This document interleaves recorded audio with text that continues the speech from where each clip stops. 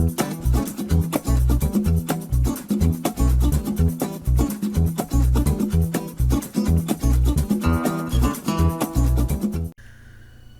I'm going to have to jump right into this as fast as I can because this is going to end up being kind of a long story.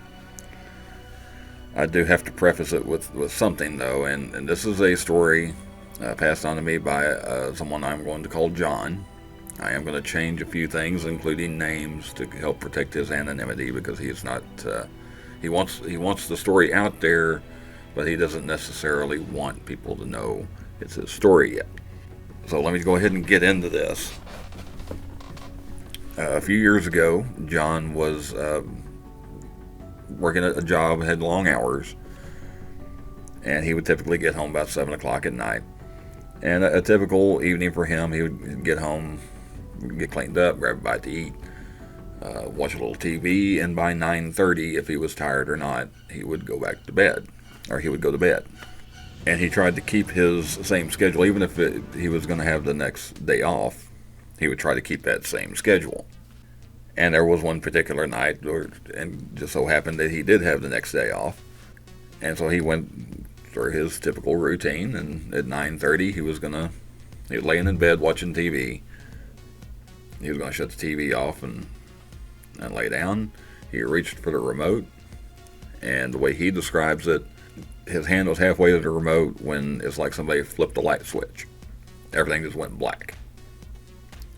He did not fall asleep. He did not pass out. It's just, everything just stopped. And at the time, it seemed like only a few moments went by when someone was shaking him awake. And he raised up, and he was sitting at a big round table in what was a trade school, like a common area they had in the front.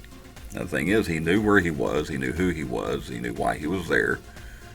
He was at this trade school, which for I don't know if trade school would technically be what it is, but lack of a better word, a trade school. He was taking a welding class. Nothing unusual, and he didn't realize anything was out of place at the time. But someone had shaken him awake because you're not supposed to be sleeping in the common room. Okay. Well, he had a class that morning, a welding class that morning, and he was already done with that. He was supposed to come back in the afternoon, but he had already decided he was just going to skip that afternoon, take the afternoon off. So he's walking out of this trade school, and a bunch of other people are leaving at the same time, including a girl that he knew named Jessie. And they're chit-chatting as they walk along, and he's something just seems off. So finally he asked Jessie, he said, "What time is it? Something's not right here." So she glanced at her watch, said it's 11 o'clock. And she said, "Oh, there's my ride. I got to go." So she takes off.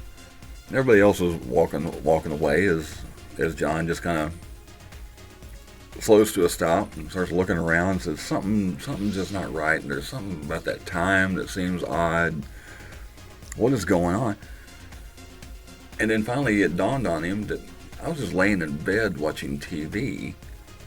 And then when he realized that had happened, he realized that this was not his own life. He was in the wrong place. John says when he made that realization, it was like somebody just hit him in the back of the head as hard as they could.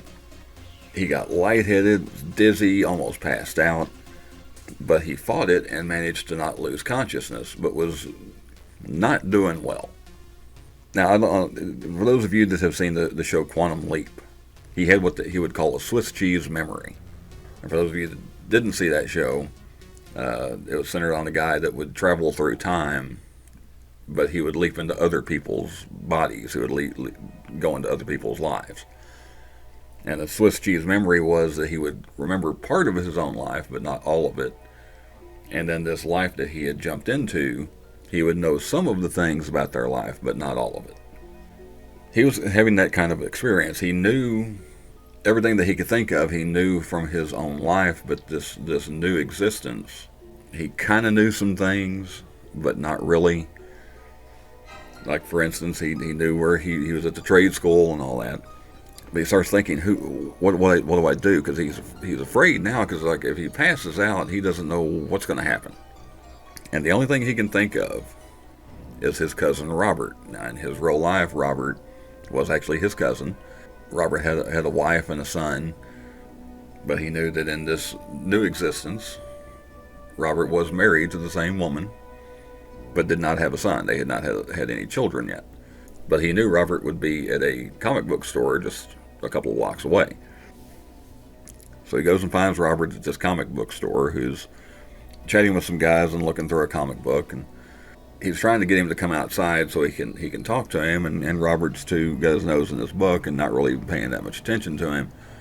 But finally he lowers his voice so nobody else can hear and says, I'm not in the right place. I need help. I'm not in the right life. And finally Robert says, what are you talking about? And he turns and looks at him, and John said that he didn't know what his face looked like or what his expression was. But when Robert turned and looked at him, so he had to stop and stare at him for a long time, so his face kind of dropped. And he said, okay, let's go to my place. And he put the comic book down and they headed out the door. Now where Robert lived, which was only about 4 blocks away from the comic book store, John's trying to tell him this story on the way. Where Robert lived, it was a big house that had been converted into 4 different apartments. And he lived in the bottom left-hand apartment. And a woman that they both knew, named Betty, lived in the upper right-hand apartment.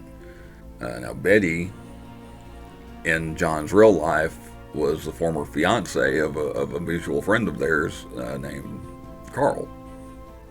And in his real life, Carl and Betty had actually moved out of state, and while they were out of state, they actually broke up. And when they broke up, Carl moved back to their hometown, and then Betty went on to wherever she went. He hadn't seen her, talk to her since. But here, in this existence, even though Carl wanted to move out of state, Betty didn't. And so they stayed, but they did end up still breaking up. But when they broke up, Carl moved and Betty ended up staying. So they get to Robert's place and he says, hang out here a minute. I'm going to go get Betty because she's actually been getting into stuff like this. Been reading up and watching videos. I'm going to see if she can help. So Betty comes down. Long story short on that, even though she had been watching videos and reading, she wasn't really doing much help. She wasn't really experienced in dealing with it.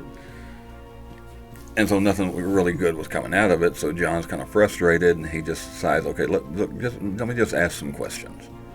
And so he's trying to think of some similarities, and so he can't think of, there's a guy named Charles that he knows in his real life. Charles is actually Carl's younger brother. And so he says, where's Charles? What about Charles? What's he doing? And they both said, we don't know a guy named Charles. He said, that's Carl's brother, Charles.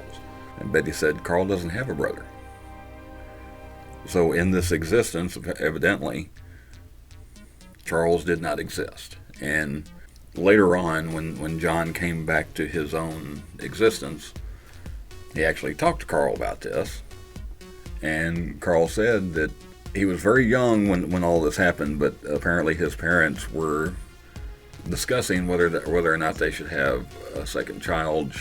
The mother wanted to, the father didn't, and in their existence, the mother won. And apparently they got into some real knockdown, drag out, screaming matches, talking about whether or not they should have another child. But eventually the father relented, and they had Charles. But apparently in this new existence, in this other world, the father won, and Charles was never born. And of course, he would bring up other people, some other people that they knew in real life that either did not exist or they had just never met them in this world.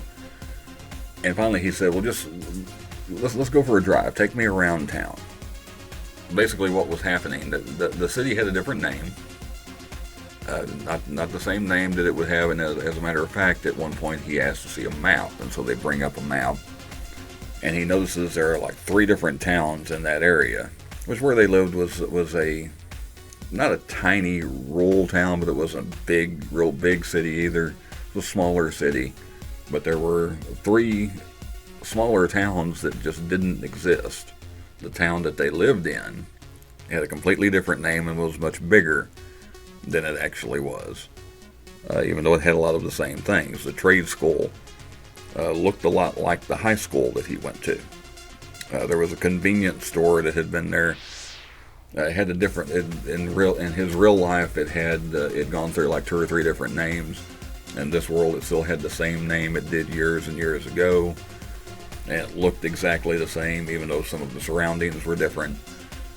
And even the water tower, the school mascot was the same, according to the water tower, even though the city name was different. And as later on he would do some research, and he actually found out there was a somewhat prominent politician from that area years before with that last name.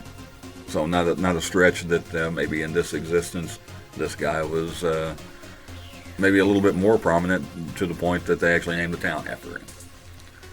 But he would see all these things. He would see similarities, but they were a little bit different. So they go back to Robert's apartment, and John says finally, I'm really, really tired. I don't know what's going to happen, but I'm going to go ahead and lay down and try to sleep. Just be prepared. I don't know what's going to happen when I wake up, if I'll wake up, or where I'm going from here. But he laid down, fell asleep, woke up later in his own bed.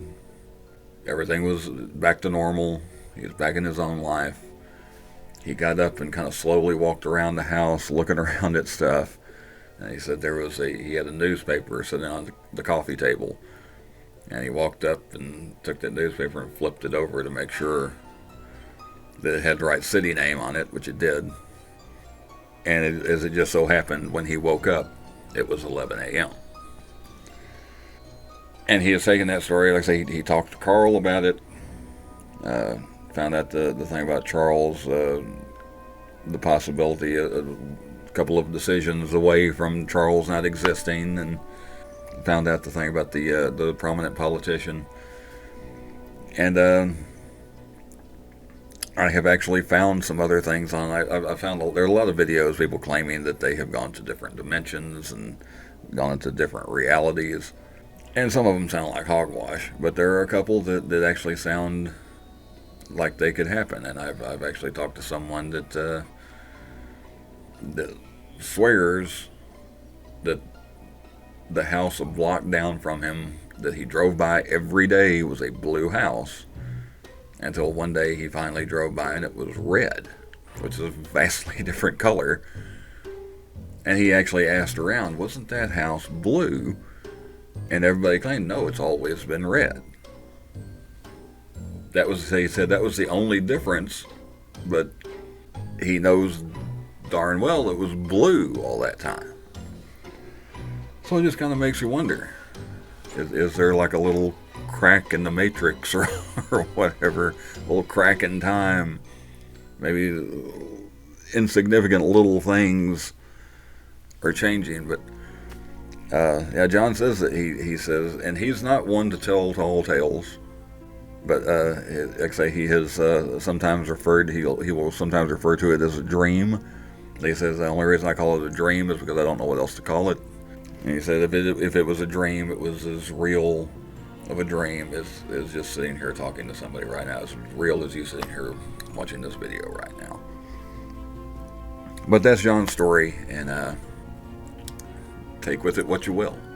Sorry for the abrupt ending, but like I say, I know this is going to be kind of long, and we are going to take a quick look at a small channel real quick. It's a channel called Something Else Is Here. A little small channel promotion here at the end. If you watched or listened to The Damn Thing, the last video I put up, short story by Ambrose Bierce, the background music from that channel, Something Else Is Here, was kind enough to let me use some of his music. And we're going to take just a quick listen to a little snippet of a little extra music from him. It's my phone, had to make an appearance. It's a new channel. He's got, I believe, 78 subscribers last I saw. Want to check him out? I'll leave a link to his channel in the upper right hand corner, also in the description. Hope you enjoyed John's story. Hope you enjoyed the ride. Please like, share, comment, and subscribe, not necessarily in that order. And I will see you next time.